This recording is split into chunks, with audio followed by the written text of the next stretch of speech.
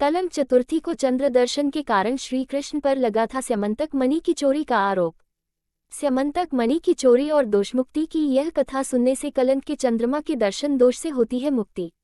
आप जो कथा पढ़ने वाले हैं उसे सुनने से कलंक चतुर्थी के चंद्रमा के दर्शन के दोष से मुक्ति मिलती है।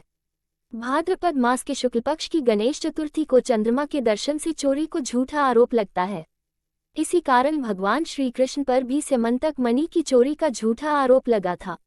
नारद जी के बताने पर भगवान ने गणेश चतुर्थी का व्रत किया और स्यमंतक चोरी के आरोप से मुक्ति मिली थी। पर इस दिन चंद्रमा के दर्शन से क्यों लगता है चोरी का आरोप? ये कथा भी बड़ी रोचक है। भागवत पुराण में वर्णित एक कथा के अनुसार सत्राजित नाम का भगवान सूर्य एक भक्त था। उसकी भक्ति से प्रसन्न होकर भगवान सूर्य ने उसे स्यमंतक मणि प्रदान करी।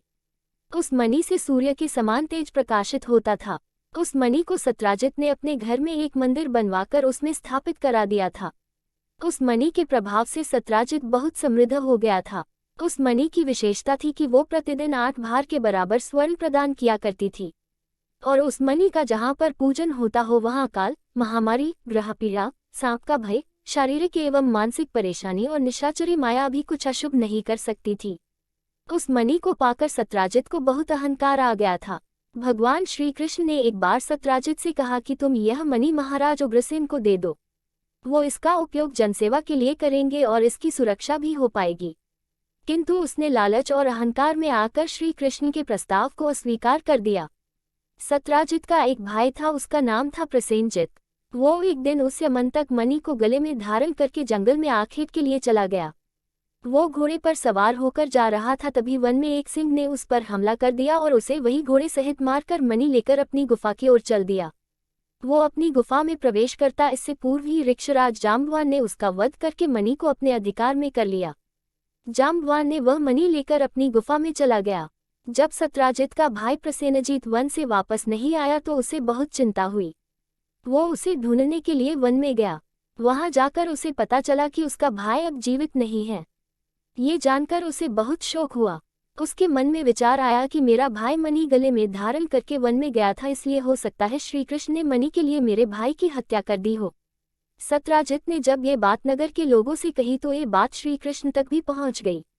इस बात को जानकर भगवान समझ गए कि यह सब चौथ के चंद्रमा को देखने का परिणाम है। अपने ऊपर से इस कलंक को हटाने के लिए भगवान श्री कृष्ण ने कुछ विश्वसनीय लोगों के साथ मिलकर प्रसेनजित की खोज आरंभ कर दी।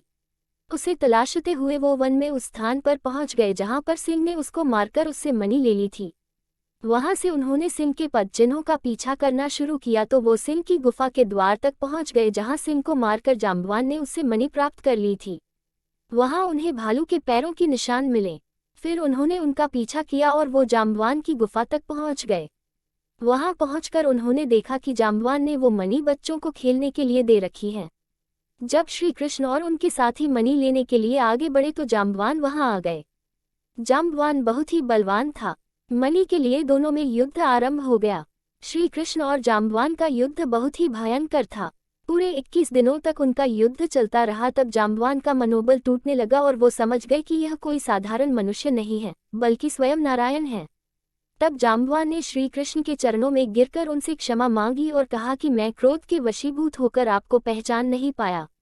आप तो साक्षात नारायण हैं, आप मुझे क्षमा कर दीजिए।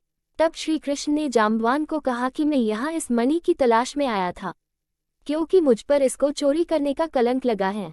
उस कलंक को मिटाने के लिए मुझे यह मणि चाहिए। तब जाम्बवान ने अपनी पुत्री जाम्बवती का विवाह श्री कृष्ण से करके उन्हें वो मणि उन्हें दे दी। श्री कृष्ण जब मणि और जाम्बवती को लेकर द्वारका पहुंचे तो सब खुशी से झूम उठे और सत्राजित को भी अपनी भूल का एहसास हुआ। उसने श्री कृष्ण से अपनी गलती के लिए क्षमा मांगी और अपनी पुत्री सत्यभामा का विवाह भगवान श्री कृष्ण से करने का प्रस्ताव दिया, जिसे श्री कृष्ण ने स्वीकार कर लिया। तब सत्यभामा का विवाह श्री कृष्ण के साथ संपन्न हुआ। तब सत्राजित ने वो मणि श्री कृष्ण को देनी चाहिए, परंतु श्री कृष्ण ने मना कर दिया और कहा कि आप सूर्य के भक्त हैं और उन्होंने यह मणि आपको प्रदान की है, इसे आप अपने पास ही रखिए।